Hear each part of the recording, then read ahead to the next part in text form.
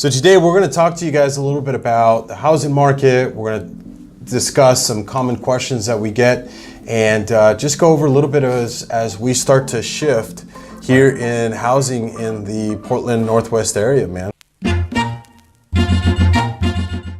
Hey guys, we're here at Mortgage Cafe Northwest. I'm here with Rey Torres of Sold by Rey. What's up, man? What's up, man? How you doing? Good. We've been talking about doing this for a little bit. Yep. Hey man, why don't you tell everybody a little bit about yourself and real estate? So I've been in the real estate industry for about 16 years. Started down in Southern California. Pretty much took a small break, was a police officer for 2 years, and decided it wasn't for me. So I got back into real estate and been here in the Portland metro area for a little over 2.5 years. So we're starting to turn the corner here. We have Christmas coming around the corner, end of 2018. What do you see happening with the market right now, man? So that's a common question I get is, as a buyer or seller, is why is it, or is it, are we as busy? Does it generally slow down? And typically it does a little bit, but for the most part, buyers right now, especially they're in the transition of trying to get in before the holidays. You know, nobody wants to move during Christmas, so they're trying to get in now. So especially with my buyers right now, I'm noticing a lot more multiple offers coming, you know, but it's also depends on the price. You know, anything under 350 is still pretty hot. As you get higher in the price points, it still stays on the market for a little bit longer. Yeah. Yeah. And then as far as sellers, you know, a lot of sellers do say, like, why don't I just wait till the spring to sell? And whether, you know, like I said, it's good. You can definitely get out there in the springtime, but in the winter, there's a lot more serious buyers. So when you go out in the spring, you're also going to have a lot more competition. There's going to be more homes on the market. Right. So there's a lot more for buyers to choose from in the spring. Right. Granted, it's a busier time of the season, but the winter time, I mean, there's solid buyers out there. Yeah. That are looking to get into something. Yeah. And what's interesting is you find that most of the buyers that I spoke with, you know, in the summer or even towards the end of summer, they would say something like, well, I'm going to wait till the winter because I heard that in the winter I can get a $30,000 price reduction, you know? Yeah. Yeah. I can buy that $350,000 house for $300,000. Yeah. And I would tell them, look, you're not going to buy a $350,000 house for $300,000 just because it's winter. Right. But now we're in winter, and what we're starting to see is maybe we can get seller concessions. I mean, yeah, absolutely, and that's one of the things that October we saw a little bit of a slowdown in terms of home sales. So, yeah, if the house has been on the market for a while, it definitely leaves room for negotiation. Yeah. Maybe not 30,000 under, right, but right. We can come in a little under and ask for seller concessions. Yeah. So you and I were talking about a buyer in the market right now, and one of the things that buyer told you was, hey, I want to offer this amount, which was considerably less than the asking price, right? Right, right. And you said something to that buyer. Do you know what you were talking about? Do you know what I'm talking about? Yeah. What you said, what'd you tell him?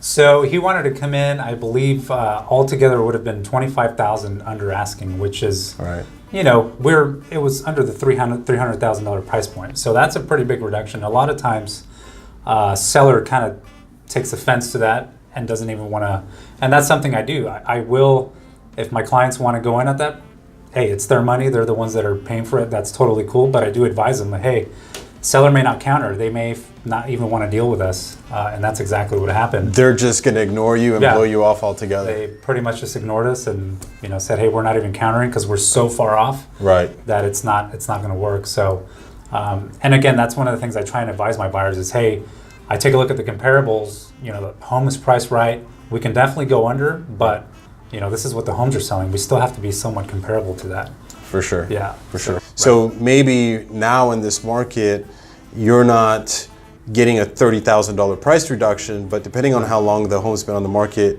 now you could go in and ask for the seller to pay your closing costs. Right. Right? Yeah. And that is essentially a price reduction. Yeah, absolutely. Right? Yeah. If I'm selling my home for $350 and you come in and ask me to pay $8,000 of the closing cost, then I'm, as a seller, only going to net $342,000, Absolutely. right? Yeah. So that's important for first-time Yeah. home buyers to know, and any buyer out there, Right. is that, you know, we can take a look at what you need in terms of closing costs and prepaids, and maybe during the winter, that's what gets covered by the seller. Yeah, yeah, absolutely. Because in the summer, you weren't getting any of that. Right. You know, you'd have to come in over asking and no concessions. Right. So Right. it's completely opposite. But yeah, now we have room for negotiation. So Yeah. I get a lot of home buyers. I get a lot of first-time home buyers or any home buyers, and they say, well, you know, I'm searching on Zillow or Redfin. And one of the things I tell them is Redfin and Zillow does not have 100% of the market. right. Am I right about that? Yeah. Yeah, so no, can you talk to absolutely. that a little bit? Yeah. So when a home goes on the market, it does get syndicated out to different websites, but not all of them, like you mentioned. Some may be in Redfin, some may be in Zillow, but the one who will have it all would be, you know, your real estate agent that you're working with. You know, through my website, not only do we have all the listings, whether they're on Redfin, Zillow, Trulia, but we also have off-market new construction listings that are, you know, active, that are not necessarily on Zillow. Those absolutely are not on Zillow. Not on Zillow. So we do have that inventory of Off new construction, market. off-market. Not on the MLS yet, not on Zillow. Yeah. It's off-market So inventory. if you want to learn more about off-market properties, new construction, give Ray a call because he can talk to you a little bit more about that. But you're not going to find that on Zillow nor Redfin. You know, Zillow and Redfin, the only thing they care about is capturing your data information so that they can go off and sell it on the market. And so they don't need to have 100% of the market in their search engines. They just need to have enough to get your information, and then they Sell take it back to us. Sell it back to you guys, man. Yeah. That's awesome. So how do I pay you as my buyer's agent? So as a buyer's agent, the seller actually pays for that. So for a buyer, it's completely free. So there's absolutely no fee to me working for you and working on your behalf. So it's You don't, free. What? You don't have to pay you? I don't have Nope. to pay you anything? Absolutely not. Yeah. So the seller is paying the selling agent, Right. their commission, the selling agent, and then you and the selling agent split Yep. That's how it works. that commission. Yep. Absolutely. So as a buyer's agent, or as a buyer, let's say I'm a buyer and I'm working with Ray, I'm not paying him out of my pocket, and it's good to have your own representation.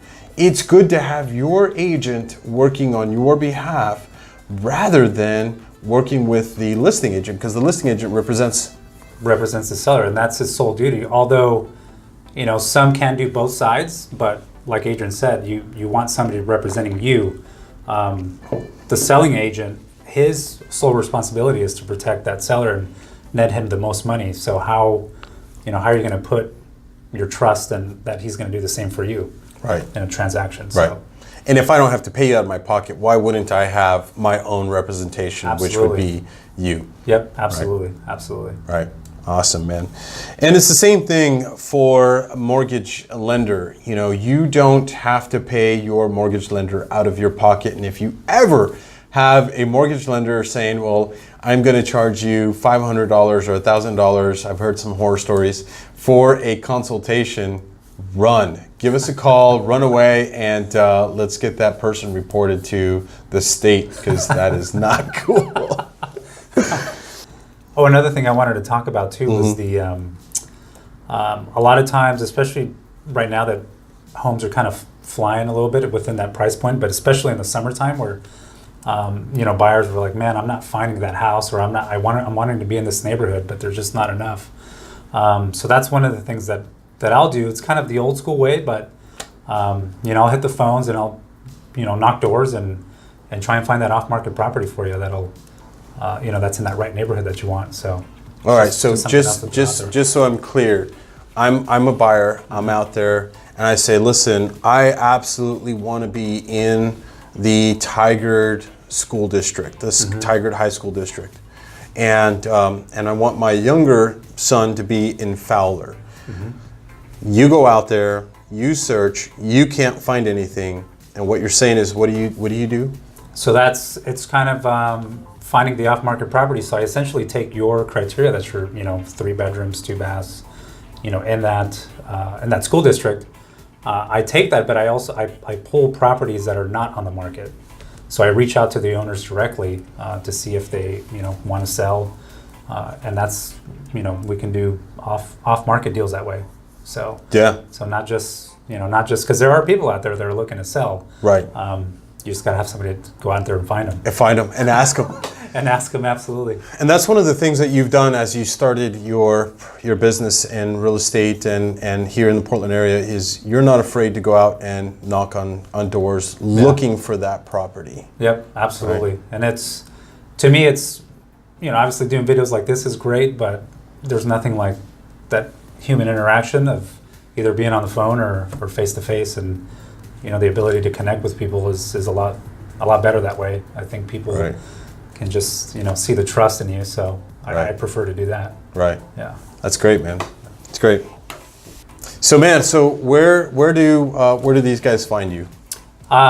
Best place to find me is definitely go to my website at soldbyrey.com. Not only you'll find my information, but that's where I'll have all the off-market properties. So it's a good way to start as well. Start your search for homes there, and you get to know a little bit about me. I have a nice extensive bio there. So Yeah. and then I'm also on Instagram and Facebook. So definitely follow me there.